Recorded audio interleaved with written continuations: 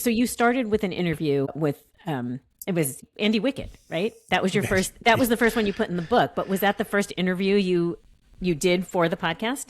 Andy was the first interview we ever did. And we honestly thought he'd be the only interview we'd ever do. We never. So first of all, tell us, who is Andy Wickett? Andy Wickett was the very first singer of Duran Duran before Simon joined the band.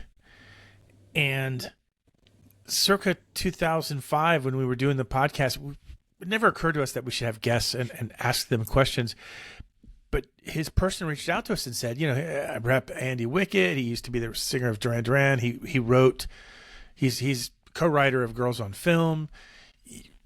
Maybe you'd like to talk to him. And we thought, oh my God, a real live celebrity on this podcast that nobody listens to. That just seems so ridiculous. And so when I started the book, I'm like, I got to start with Andy Wickett, just because I don't think people understand. I mean, I was physically ill the night before that interview with just gasping for air, with anxiety over having to interview someone who today you asked the question yourself, Dave, who's Andy Wickett?